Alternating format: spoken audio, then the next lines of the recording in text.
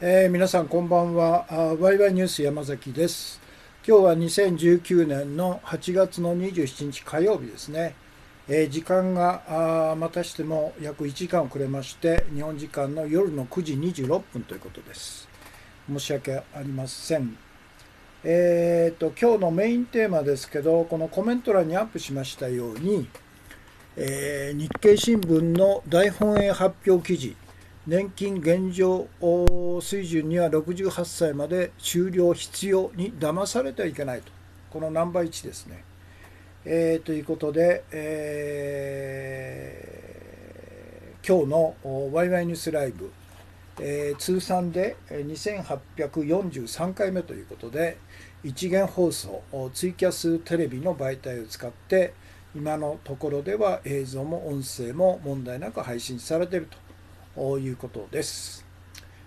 最初は最新のお知らせということで、昨日の放送のメインテーマ、オリンピックは平和の祭典という美辞麗句の嘘に騙されてはいけないというテーマでしたけど、これを表紙にして、いただきました。こういう感じですね。非常に分かりやすいですね。オリンピックは平和の祭典美辞麗句の嘘というですね、2020年に決まったよという国際オリンピック委員会の総会での発表の時のあれですね。ということです。現時点での視聴者数ですけど、ツイキャスで377名様、YouTube で958名で、全部で1335名ですね。ということです。そして明日水曜日ですけど、久しぶりに英日語放送をする予定ですんで、よろしければ合流してくださいということです。から今日の映像ですけど、2つですね。これトウモロコシ250万トン、中国との貿易戦争に巻き込まれてですね、中国が買い付けを拒否した米国産トウモロコシ、ほとんどが遺伝子組み換え作物ですからね。これ250万トン、総額で数百億円と言われて、250億とか数百億円と言われてますけど、これを安倍は全量買いますということで、トランプに、こういうふうにですね、宗主国米国の王様に対して、植民地国の総統である安倍晋三がへつらっていると、こういう写真ですね。 G7 の日米首脳会談の前のこのこいつの顔、何なんだ、250トン250万トンのトウモロコシを買いますよと言って宗主国国王トランプ大統領に媚びを打ったと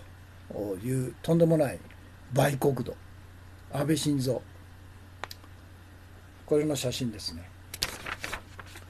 それからアマゾンの熱帯雨林の火災が日本時間の8月26日午後7時まで24時間に確認された火災発生地点が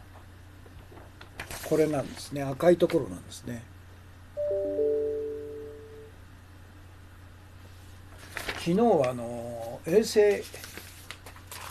夜の衛星写真、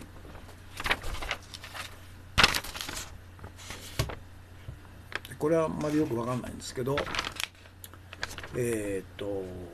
白いところがいわゆる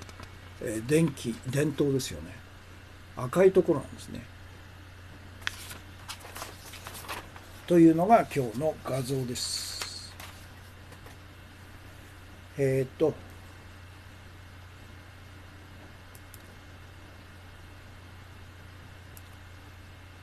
紙、昨日の表紙、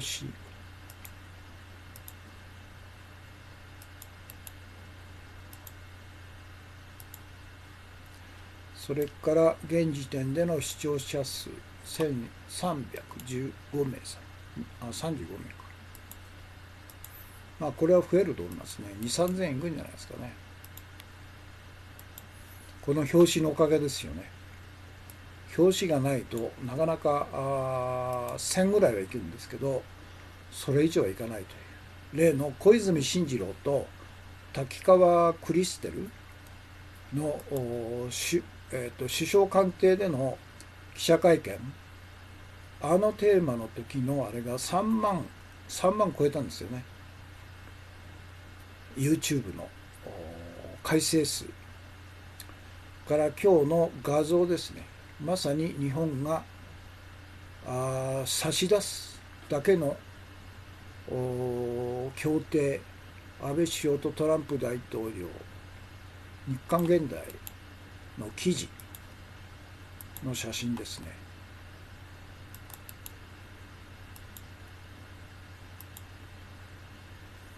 だから年金も破綻するんですよ、こんなことやってるから。今日のメインテーマですけど、アマゾン、熱帯雨林、ブラジルが G7 で21億円の森林火災鎮火のための経済援助を断ったみたいですね。ということです。そして今日の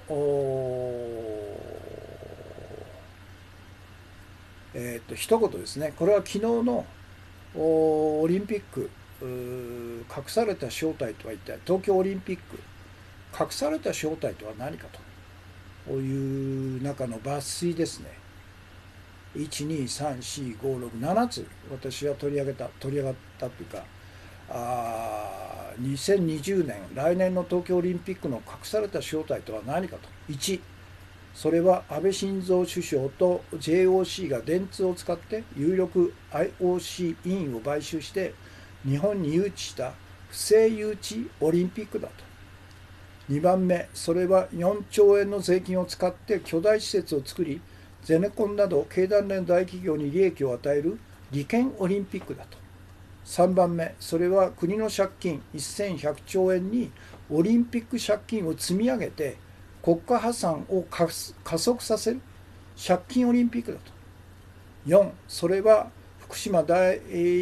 発大事故による放射能汚染は完全にコントロールされていると安倍晋三が言った大嘘で真実が隠された放射能汚染オリンピックだと。5番目、それは世界のアスリートに灼熱に耐える精神と肉体を競わせる目的でわざわざ真夏の一番暑い7月に開催する灼熱地獄オリンピックだと。から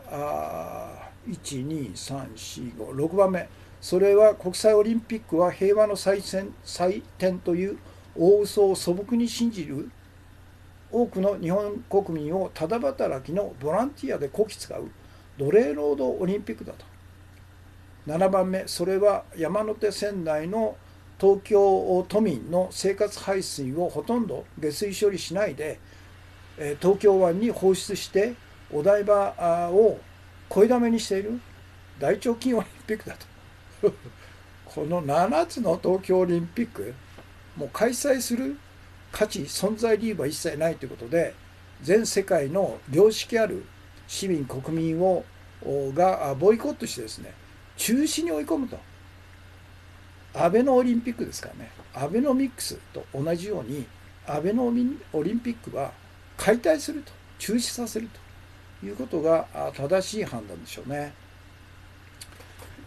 皆さんからのコトラ君、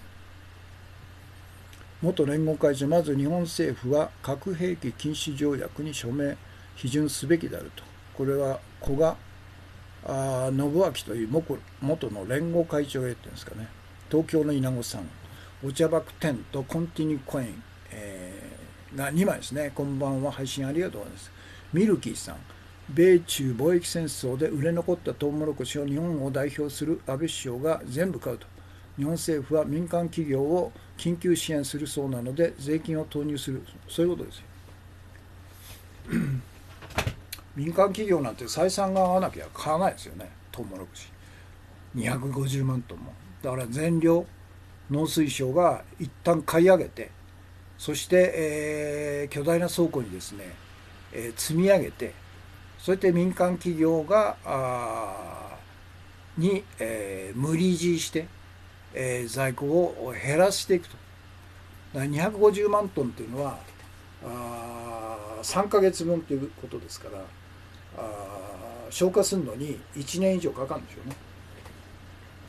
というバカなことをしてるんですね。小虎君、少女像展示中止、神奈川県、黒岩知事、展示は表現の自由を逸脱と。今頃言ってんだね、黒岩さん。もうなんであれ1ヶ月経つのに今更言ってんの。最初から言えよと。砂ずきんさんを大豆小麦も噂されてますということで、そうでしょうね。トランプが上機嫌で G セットでですね、わざわざ英国のジョンソン首相との会談の前にわざわざ日米のこれまでないほどの大規模な協定が9月に末に発表されるということを自慢げに言ったってことは、よっぽど莫大なですね、トランプの要望するあれをほぼ 99.99%、純金の純度と同じぐらいの確率で安倍は飲んだということでしょうね。そうじゃない限りトランプ、不機嫌なトランプがですね、上機嫌で G7 で、自慢することないですよね。これはわざわざ参議院選挙ですでに固まってたんですけど、参議院選挙に悪影響が与えるということで、発表を伸ばして9月末という発表を伸ばしたんですね。砂ずきんさん、初めての市長の方へということで、いつものあれですね、山崎氏のキャスは一言一行コメントが集団嵐行為があってから禁止と。このキャスの目的は情報の拡散共有ご賛同ならツイッター連携で拡散共有お願いしますということで、ツイッター連携していただくと世界中にあれですね、拡散されるんですね。から砂ずきんさん、今日のメインテーマですね、日経新聞の大本営発表記事、年金現状水準には68歳まで、終了必要に騙されてはいけないと。ナンバー1から雪丸馬さん、キャスくんアイスですね、ミルキーさん、キャスくんアイスから石森さん、山崎康彦氏、ワイワイニュースライブ配信スタートしましたと。ミルキーさん、コンティニューコインですね。石森さん、お茶ですね、配信ありがとうございます。から K さん、コンティニューコインですね。からミルキーさん、東京五輪中の首都圏1000円値上げと、本格的な変動料金は国内発ということで、1000円上げるんですかということはもう使うなっていうことでしょ。東京五輪中の首都高は使うなと。すごいね。そこまで東京五輪なんかそこまでしてやる必要ないんですよ。こんな7つのとんでもない東京五輪からミルキーさん、トランプ大統領は25日の共同記者発表で、中国が約束を守らないせいで我々の国にはトウモロコシが余っていると、それを日本が全て買ってくれるということになったと話し、大喜びしたということ。とんでもないよね。からミルキーさん、日本は米国産余剰トウモロコシ数百億円分を購入決定と。米国産トウモロコシは遺伝子組み換え、そして輸入トウモロコシの過半数が家畜の食べ物として使われているということですね。ということです。だから遺伝子組み換えの食物を飼料として家畜が食べ、その家畜を屠殺して人間が食べるということで、日本人はますますですね、正体不明の極まりない、遺伝組み換え、食品を摂取させられているということですよね。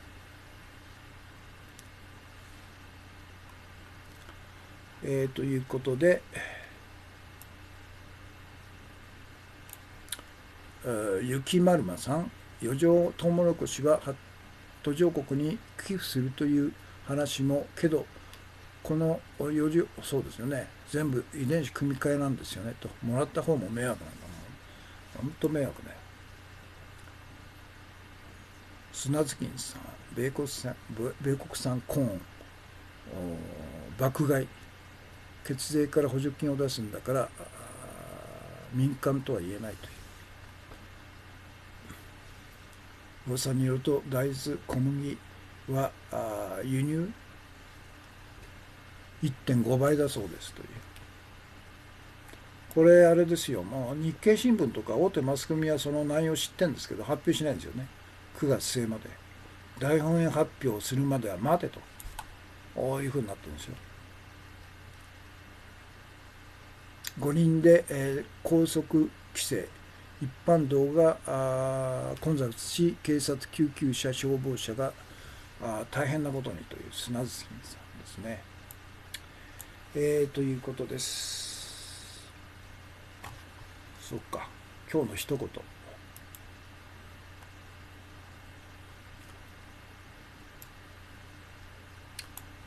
東京五輪、来年の2020年東京五輪オリンピック、東京五輪とは一体何なのかという今日の一言ですね。これはぜひ拡散してもらいたいですね。不正誘致オリンピックだと。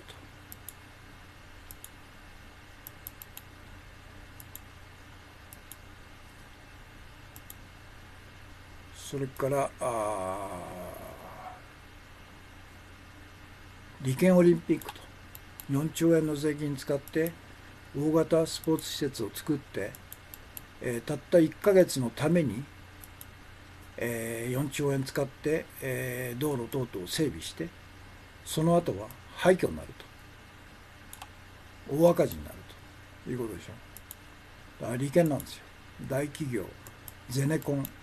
等に利益を与える利権オリンピックと、それと1100兆円に積み上がった国の借金にオリンピックの借金がさらに積み上がって、国家破産にまっしぐらの借金オリンピックだと。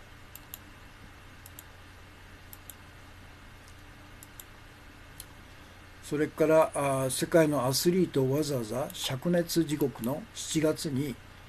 世界中から集めて、甲子園のあれですよね、高校野球と全く同じですよね。灼熱に耐えられる精神と肉体を皆さん頑張って、競争してくださいという、まさに何の根拠もない、日本天皇制に通じる精神主義ですよね。弾丸とか食料なくても日本軍の赤士、天皇の赤士は精神力で勝てんだというバカな突撃命令で、玉砕させたんですよね。日本兵の7割から8割の戦死者は戦闘での戦死ではなくて、餓死とか疫病等で、死んでるんですよね。でそのことの最大の責任者である昭和天皇裕仁は一切責任を取ってないと。それから大本営発表の瀬島隆三も責任を取ってないと。関東軍参謀等々のいわゆる天皇と、それからその天皇と一緒に具体的な作戦を企画し、全軍に指令を飛ばした参謀が東京裁判では一切起訴されてないんですね。参謀起訴すると天皇の戦争責任までいっちゃうから、ということですね。今日の推奨図書ですね。なんかあんまり期待したほど面白くないね、これね。移民の話ばっか出てきて。まあ、あんまりつまんなきゃ途中でやめますけどね。朗読する価値がない本は途中でやめますからね。東京の稲子さん、灼熱殺人と糞尿オリンピック中止というまさにそうですよね。だからまともなアスリートっていうのは自分の健康、自分の衛生面考えれば来ないでしょうね。東京オリンピックは辞退しますと。だから韓国は辞退しますからね、ボイコットしますからね。ということで、今日は移民は新たなビジネスチャンスという、ここですね、13回目ですね。ここは何ページかな ?2 ページ ?1 ページ半ですね。読みますね。日本人にとって移民は新しい投資対象になるだろうと。今はまだ年間7万人程度という取るに足らない数だが、政府がいずれさらに多くの移民の受け入れを認めることになれば、移民に向けた住宅供給や移民エージェントなどを手掛けるビジネスが成長すると。で、移民に向けたビジネスとしてまず思い浮かぶのが不動産ビジネスだと。例えば日本の古民家は安い上、外国人の目には魅力的な場所に移ると。実際日本人が買わないような物件であっても、住居用、商業用問わず外国からの移民やその家族が使うために購入されているという。とりわけ主要都市の物件は海外の物件と比べてグレード感があり、少なからずニーズがあるそうだと。こういった物件を外国人の従業員を雇って運営してもらうだけでも利益を見込めるだろうと。教育ビジネスにもチャンスがあると。先ほど提案したように日本の学校に外国人留学生が集まるようになれば、その入学準備のための教育が必要になると。また留学生を増やすために日本の学校のグローバル化を進め、魅力を高めなくてはならないわけだから、学校の変革に必要なコンサルティングやテキストなどのパッケージを提供するビジネスにも期待できると。もう一つ見込みがあると考えるのが外国人向けの飲食ビジネスだと。例えばインドネシア料理やパキスタン料理など移民をターゲットとして飲食を提供すれば、外国人旅行者によるインバウンドのニーズも相まって大いに成功できる可能性があると。フィリピンの専門食材店のような一見ニッチにと思われるビジネスから人財産を築けるかもしれないと。こうしたビジネスを手掛ければ40代の人でも日本で成功することは可能かもしれないと。日本の若者には外国に移住してビジネスすることを進めたいが、日本で暮らしながら成功したいと考える人も海外と関わることは絶対に条件として取り組むべきだと。このようなことが実現すれば日本人はより積極的に海外とビジネスをすることができるようになると。単に営業力をつけただけではグローバルに活躍することはできないが、外国人と接し人間力を高めることができれば世界中どこでも生きていけるだろうというところですね。そして明日、明後日14回目、移民の受け入れ方にはコントロールが必要というところですね。次が子や孫に中国語を学ばせようと。彼実際そうですね、シンガポールで娘に中国語を学ばせて、で今はバイリンガルなんじゃないですか。中国語圏に移住する意味というところですね。ということで今日のところ今日読んだところをアップしますね。砂月さん、東京は大丈夫と。人間の愚かさの象徴かと。東京のオリンピック会場がみんな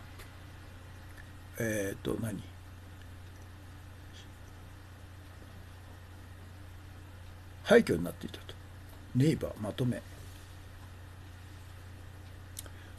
体育大会に4兆円ですよ。そうだよ。要するに大規模なあれでしょ、体育大会でしょ、4兆円ですよ。ロンドンオリンピックは3兆5000億って言ってるんですね。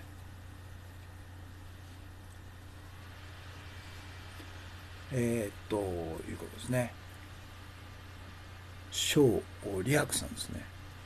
李白さんか。砂月金さん。これは小李白さんに対してのコメントですね。このキャスの目的は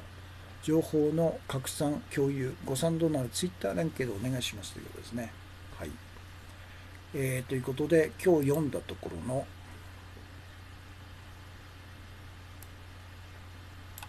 ジム・ロジャーズ、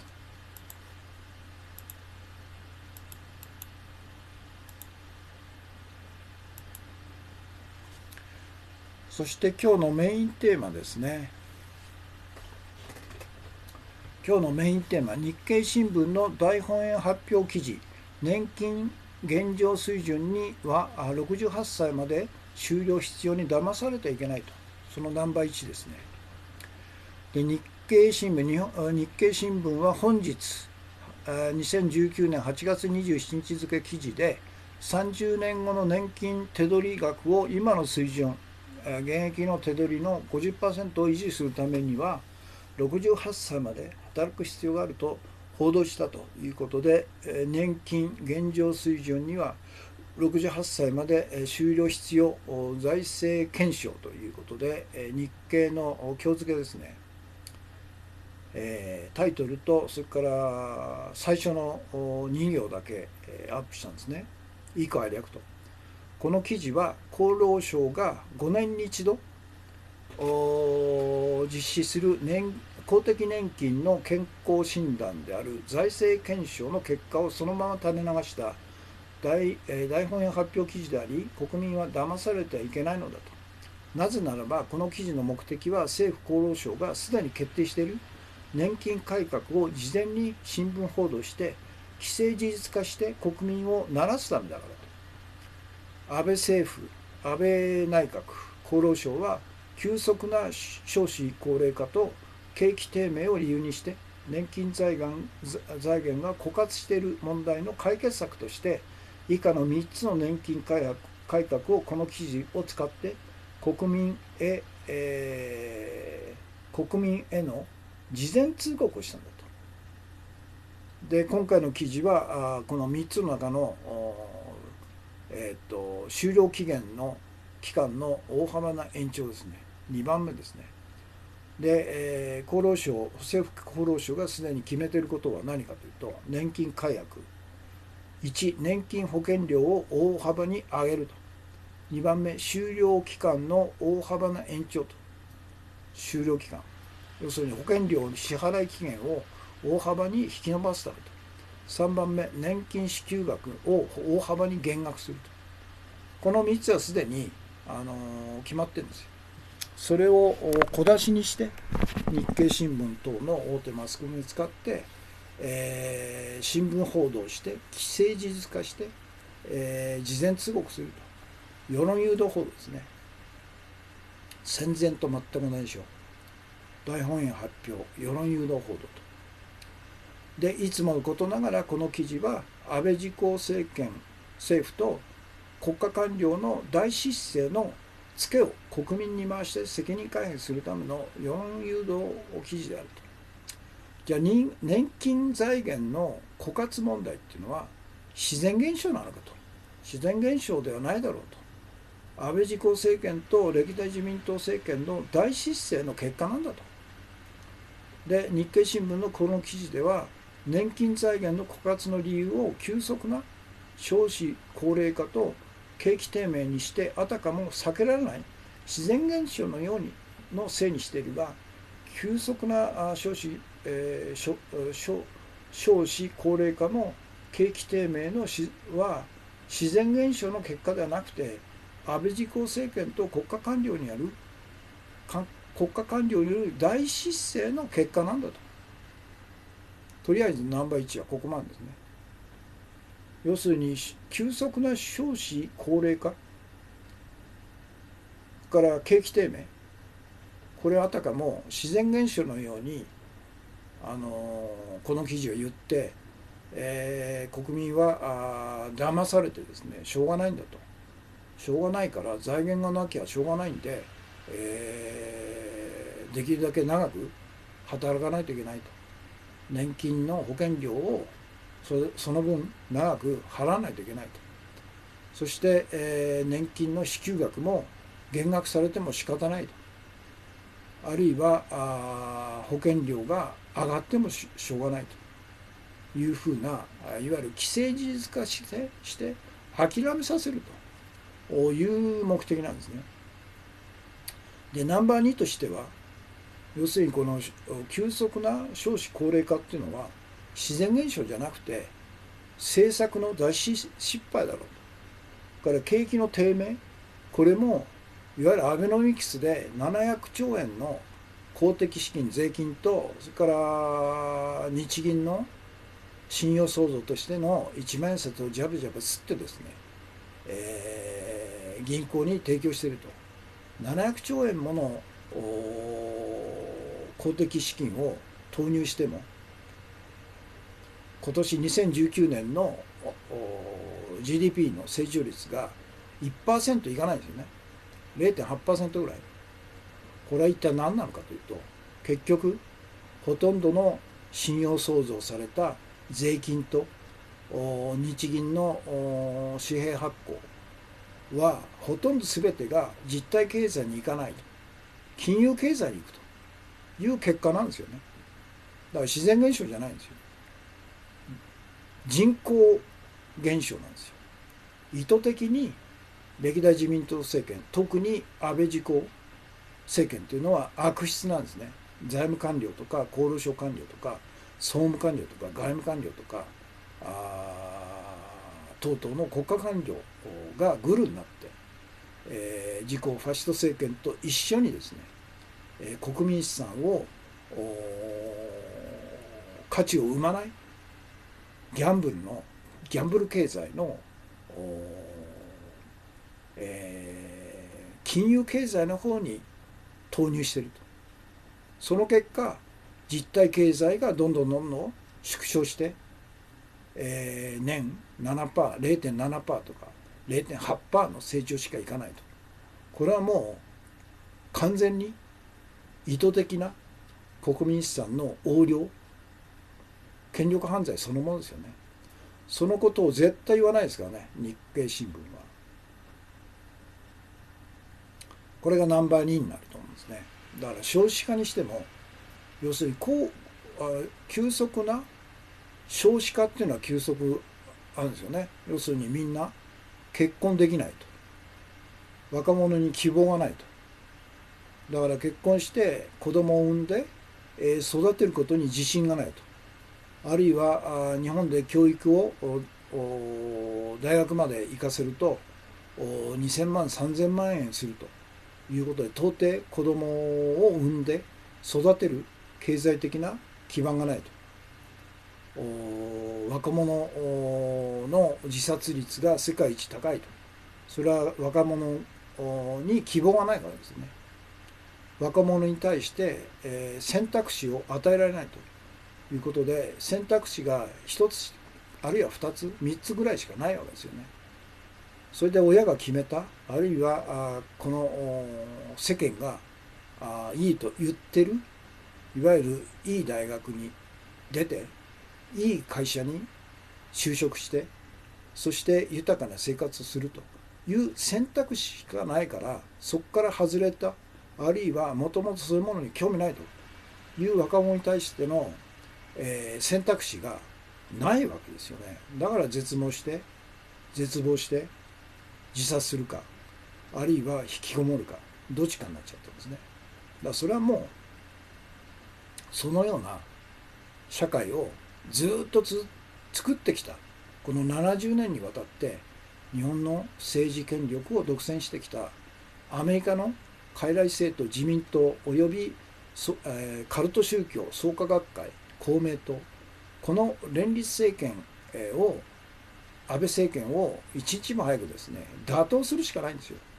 そして全く新しい100% 純度 100% の野党、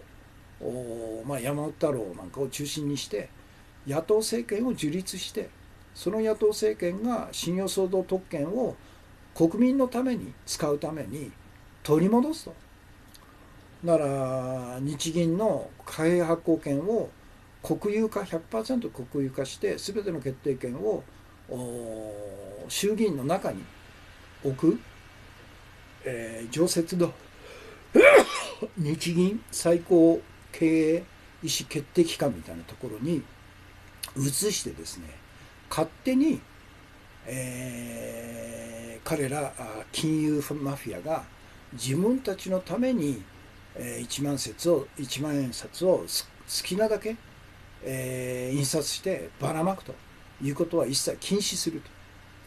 それから2番目に政府財務省が独占している国債発行権を剥奪して中止するんですね。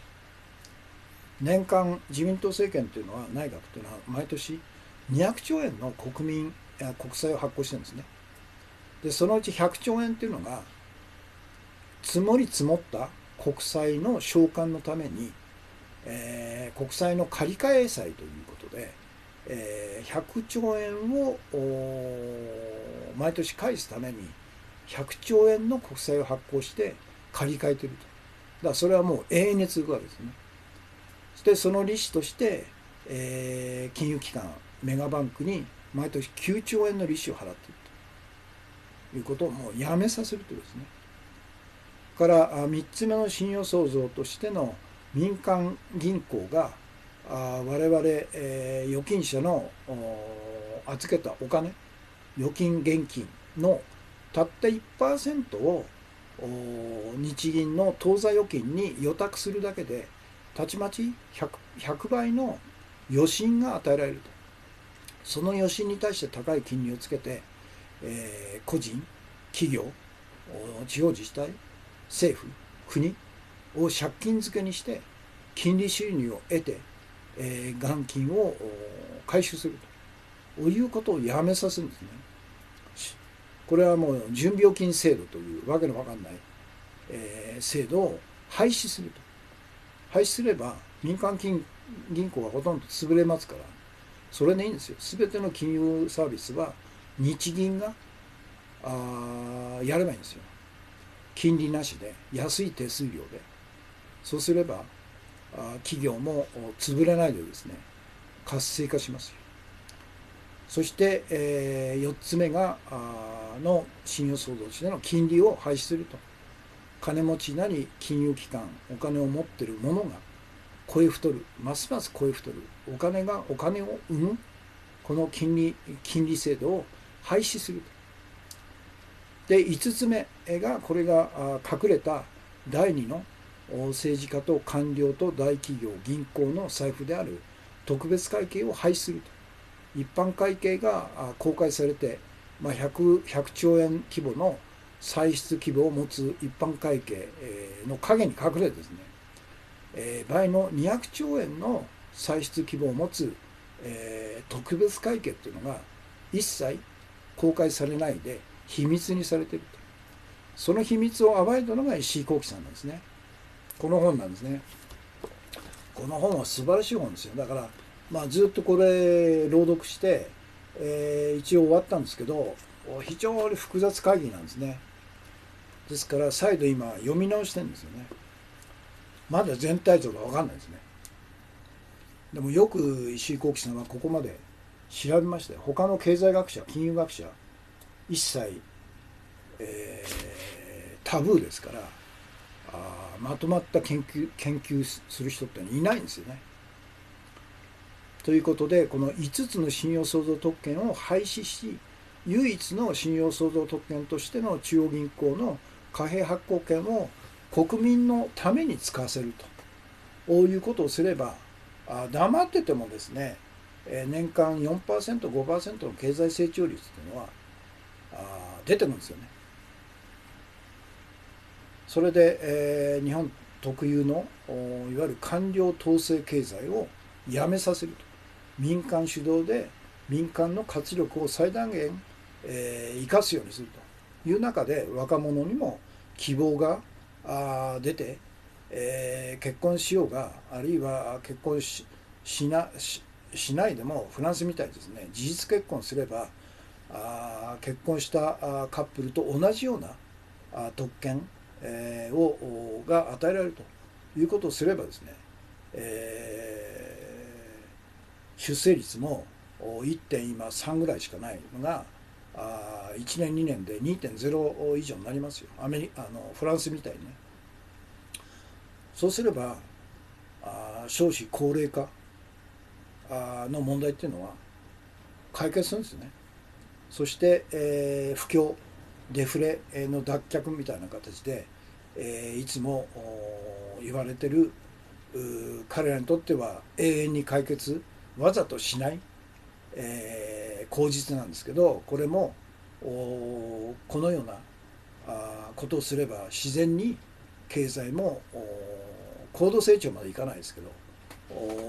年間 4,5% の成長は保証できるというふうになるわけですよね。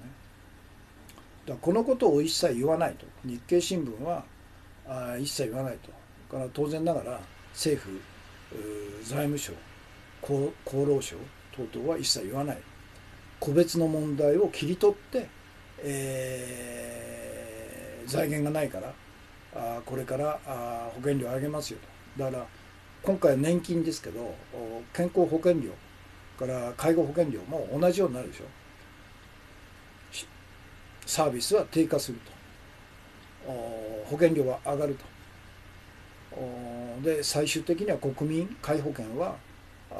アメリカ並みに、保険会社が主導になって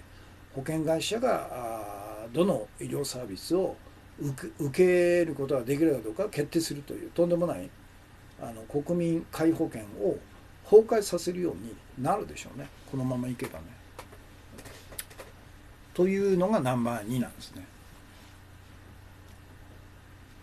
特別会、アメリカの国債、そうですよ。だからアメリカの国債を現在1兆ドル100兆円とか120兆円積み重ねたっていうのは全部、一般会計は全て財源と歳出項目が分かってるんで買えないんですよね。それから全部外貨準備、積立金とかですね、ものすごい財源を持ってる特別会計から買ってるんですね。から海外に安倍がこの7年間で120兆円以上の海外援助という名のばらまきをしているのも一般会計ではなくて全部特別会計ですよ。だから今回のトウモロコシ数百億円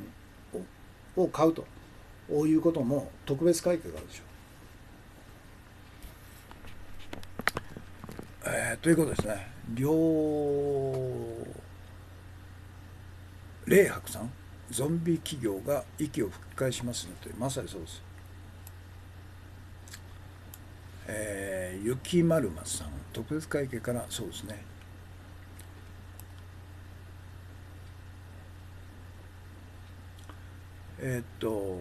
小霊白さん、ツイッターはペックで作ってますという。あ、そうなんだ。ペックさんですね。ペックさんはパクさんですよね。よくリツイートしてくれてます。分かってますね。砂津健さん、ごめんなさい、私はできないので他の方にお願いしますという。そうなんだ。アフターマッチさん、お茶から砂津健さん、 GPF 年金8兆円損失総活躍どころかと。だから特別会計の中に財源を持ってるんですね。でその財源の一つに年金の保険料の積立金があると。それから健康保険の積立金もあると。から外貨準備金の積立金があると。それから税金の中で9つの税金が一般会計に入らないで特別会計の中に入るということですね。そして最大の財源っていうのが国債なんですよ。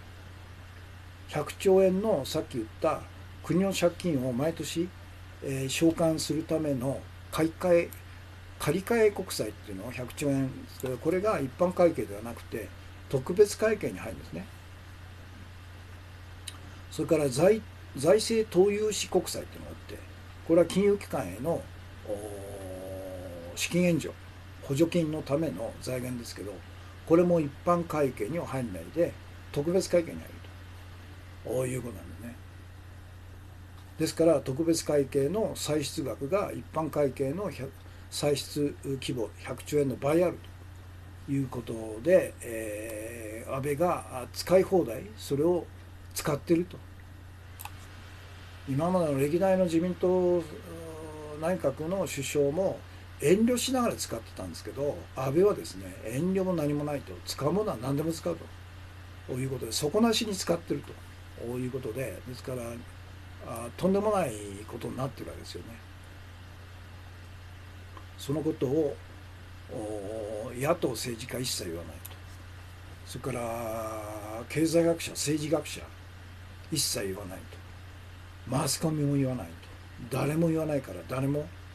知らないと。国民は知らないまま、なんでこうなるのと。なんで、給料が毎年下がって、なんで、保険料年金健康介護保険が毎年上がって、なんで、GDP の成長率が 1% いかないのと。なんでとこういうことなんですよね。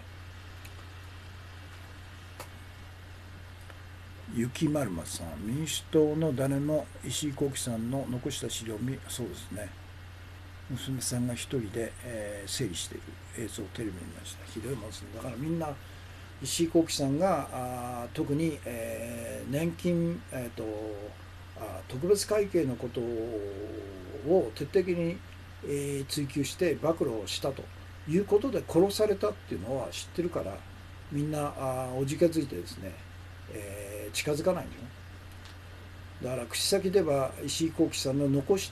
やり残したことを私が引き受けますと。江田五月とかあるいは前原誠司なんかもそう言ってるんですよね。で誰も、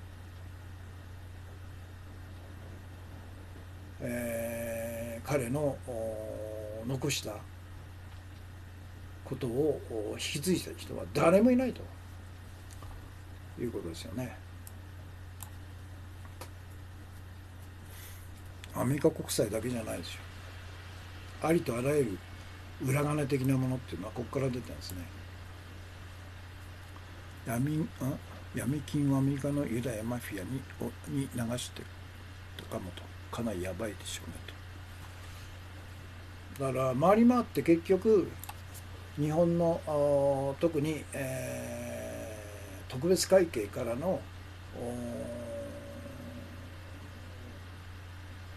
れた資金が回り回って結局ロシアの国際金融マフィア彼らの全資産が50兆ドルと言われてる、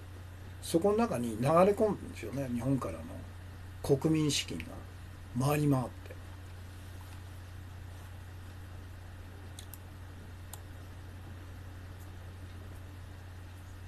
砂月金さん、そうですよね。だから日本の消費税が 8% だとスウェーデンが 20% とか軒並み高福祉のヨーロッパ諸国のフランスも 20% 近いですよね、消費税が高いので、日本はまだまだ安いと、低すぎるということで、安倍は8%から 10% にするという口実に使ってますけど、でもスウェーデン等々っていうのは食料がゼロとかですね、等々のいわゆる、全部が全部 20% じゃないということで、全体から国税の中での消費税の割合って言ったら日本と同じ 20% ぐらいなんですね。だから日本というのはすでに、スウェーデン並みに高い消費税を払わされたということなんですね。だからこんなものをゼロにすべきなんですよ。実体経済に課税すれば実体経済が失速するのは当たり前じゃないですか。だから金融経済に課税しろというのが正しいあれでしょうね。金融経済なんかもともともういらないですよ。実体経済を中心にして金融経済はゼロにするというのが正しい判断でしょうね。日本の国民はスウェーデンより高負担と、そして低福祉、貧困拡大していると記載国です。そういうことです。だからそのこともマスコミ学者が言わないから、国民はなんか変だと、働いても働いても豊かになれないと。でますます、過重労働、長時間労働を強いられていると。なぜなんだということの原因が分かんないんですね。だから戦前の日本国民が戦争動員されて、なんでこれほど自分の親とか肉親とか親戚若者が戦死してくるのと。なぜなんだ、なんで侵略戦争を始めたのかという理由が分かんないで殺されてたのと同じですよね。それは本来真実真理、事実を追求する、野党の政治家とか学者とかマスコミとかオピニオンリーダーとか、あるいは市民活動家が本来の真理追求をしないからですよ。タブーに挑戦しないからですよ。ということです。何でしたっけ。今日のメインテーマだ。メインテーマ。これのちょっとポイントだけでも、騙されてはいけないと。大本営発表ですよと。もっともらしい記事を書くんだよね。でも騙しの記事ですからね。国民に事前に報道で、権威のある日経新聞の記事で、権威づけをして事前通告すると。でこれがこの日経新聞の記事のタイトル URL はちょっと長いんで別でやりますね。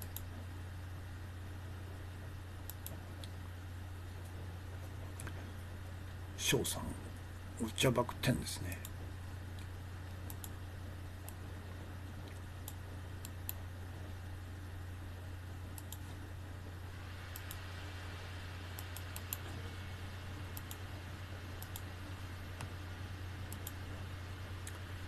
で厚労省は27日の記事で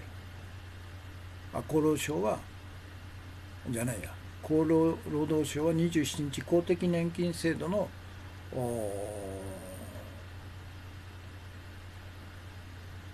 財政検証結果を公表したと。これはあれか、日経新聞の記事だ。でこの記事は厚労省が5年に一度健康診断、公共の年金の健康診断である財政検証の結果を日経新聞が大本営発表したということで、騙されてはいけないと。なぜならこの記事の目的はすでに、厚労省が決定している内容を事前に、新聞報道という権威を使って国民に告知して、抵抗させないと、鳴らすと、国民を鳴らすためにわざとやってんだということですね。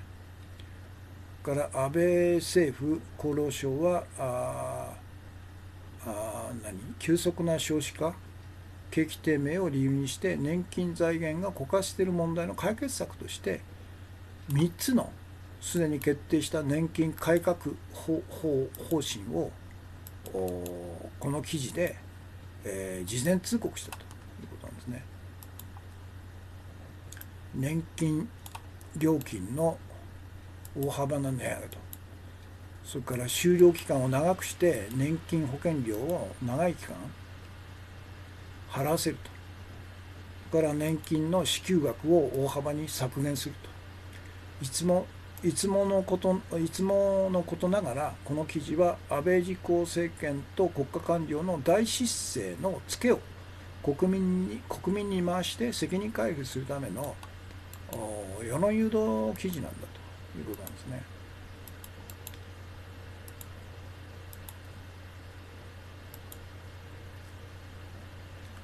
で年金財源の枯渇問題は自然現象の結果ではなくて、自公政権と国家官僚の大失政の結果なんだと。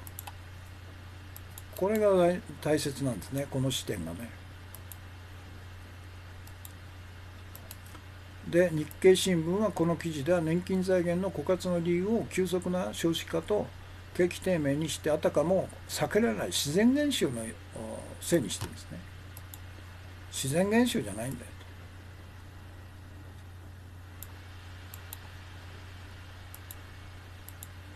と。まさに自公政権の大失政のツケなんですよ、これ。先ほど言いましたよ。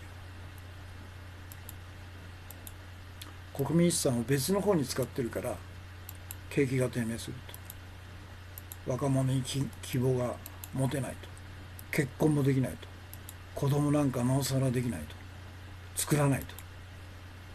ということなんですね。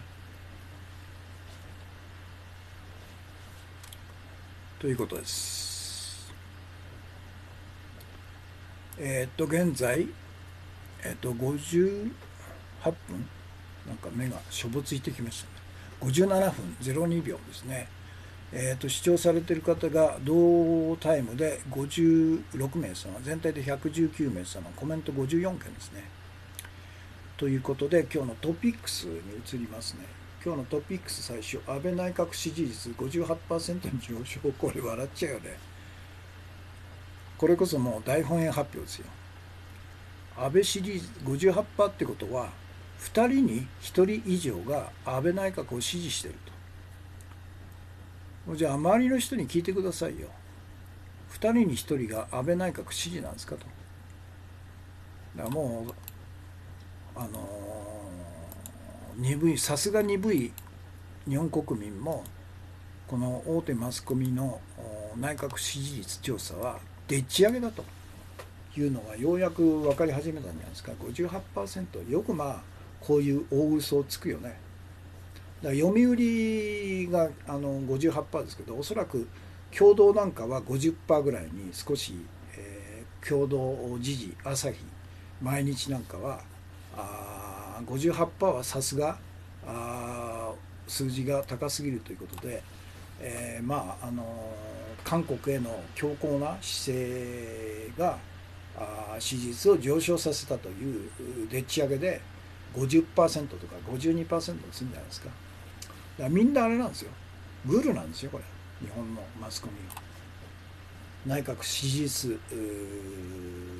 調査に関しては全員がグルで、それじゃあ今回は読売さんは 58% で言ってくださいと。で、我々朝日は 52% で調整しますと。毎日は50でやりますと。で、東京新聞は共同の結果を共同調査の結果を垂れ流すと。地方新聞も垂れ流すということで、全部グルになってるんですね。だから騙されてるのは国民だと。でもさすが鈍い日本国民もようやくこれがでっち上げだということがバレバレになってきたということなんですね。だから逆転、歯車が大逆転し始めたっていうのはあらゆるところでそうでしょうね。年金の発足は戦費調達と無駄な箱物を作り天下り先確保、挙句に叩き売りという砂付きです。そういうことですね。ヘチさん、コンティニューコインですね。笑っちゃうよね。読売新聞 58% ですって。それから安倍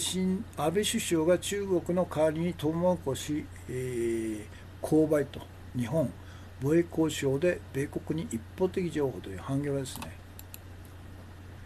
ハンギョレ新聞の記事を読んだ方が日本の現状よくわかるんですね。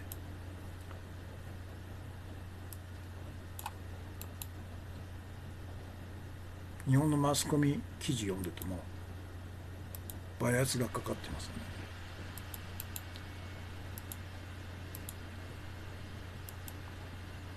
優秀なですね、ハンギョレの特派員が東京にいるんですね。チョ・ギウォン特派員。からトランプに取られ損、日米貿易交渉は割るだけの協定という、失うだけだ、失うだけの協定、日韓現代。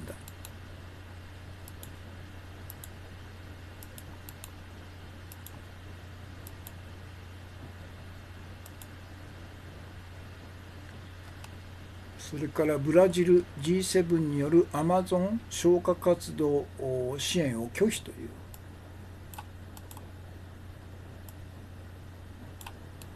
ブラジルのトランプみたいな狂信的な極右の大統領いますよね。あれがマクロンのアマゾン熱帯雨林の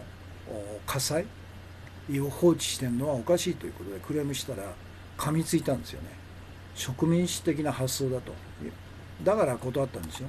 マクロンがイニシアチブを取って G7 で21億円の緊急支援を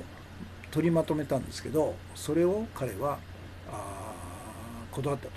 とんでもないことが起こってるんですね。だからブラジルの国民も本当バカだね。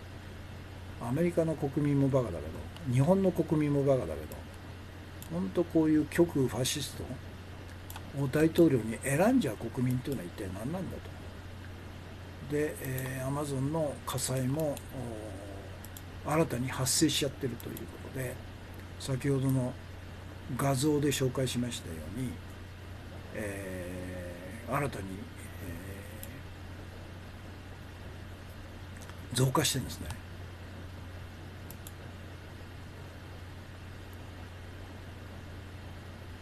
それから反日、種族主義の共同著書イ・ウォン氏日本の極右団体から支援を受けたということで、これ今韓国で問題になってるんですね。いわゆる日本の歴史修正主義で従軍慰安婦はなかったんだというような論調の日本の極右から資金援助を受けて出版したと。でその共同執筆した人が言うには自分がスイスの国連人権委員会で証言したのは日本の極右団体の資金援助があったからだということを言ったんですね。でこの資金援助したのが例の「主戦場」という映画の中で出てくる、藤木俊一という人間ですよ。彼は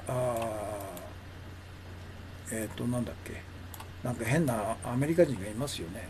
テキサス親父、あれの秘書代わりみたいなのをしてる正体不明の人間で、彼が国際的キャリア支援協会という団体所属で慰安婦問題を通して安倍晋三政策の主戦場に登場したと熱弁を振るっている人物と、この藤木極右メンバー俊一ですよ。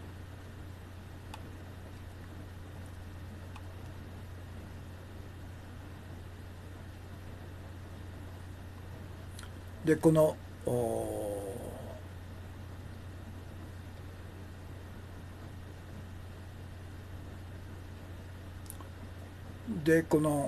本を書いた一人イ・ウヨン研究員という、これは落成大経済研究所のイ・ウヨン研究員はこの日本の極右から航空滞在費支援を受け、先月国連人権委員会で強制動員はなかったと発言したという。日本の極右団体は資金はどこから出てるのかっていうことですよ。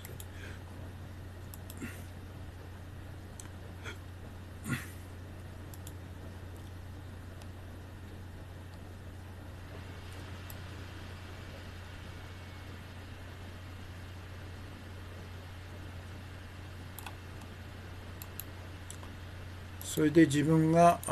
ジュネーブの国連人権委員会で証言したのは、日本の極右団体のメンバー藤井俊一のインタビューから誘われたと、資金援助を受けたということをインタビューで、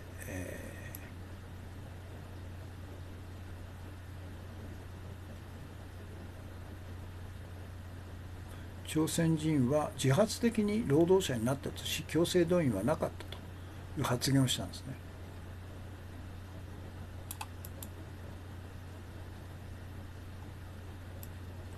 当初、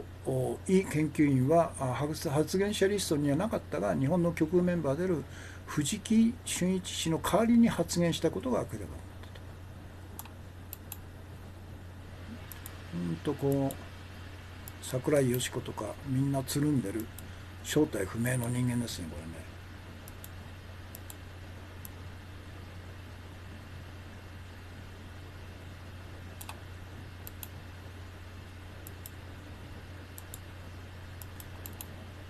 こういう混沌とした時代には正体不明の人間が登場するんですよね。ということです。これはハンギョレ新聞ですね。でこの反日種族主義という本、韓国で発売され、で日本でも文春かなんかが発売するみたいですね、翻訳本。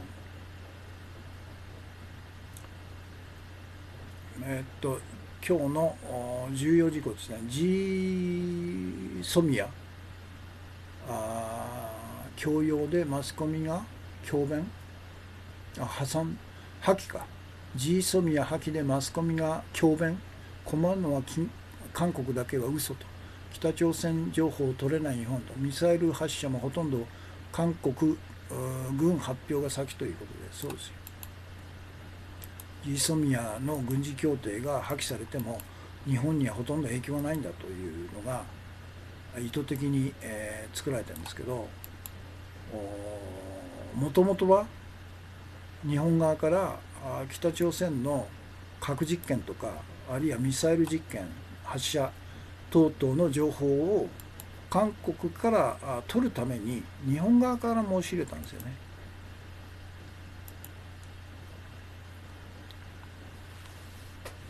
だから影響は日本側の影響が甚大だということでしょうね。ということで今日の放送、火曜日の放送はこれで終わりです。時間が68分51秒ですね。視聴されている方が同時期で60名様、全体で135名様、コメントが72件ですね。慰安婦問題は揉めてないで中曽根康弘を証人喚問すれば簡単ということですね。彼が予算つけたって言ってんですからね。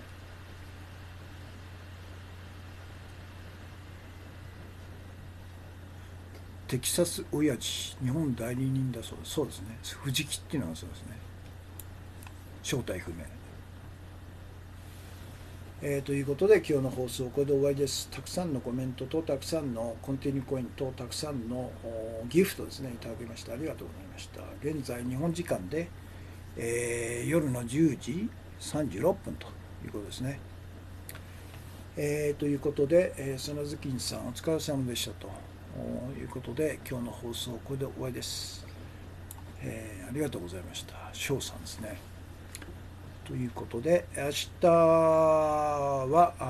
英日語放送になりますので、もしよろしければ9時頃ですね、放送開始できると思いますので、また合流してくださいということでお疲れ様でした。今日の放送終わりです。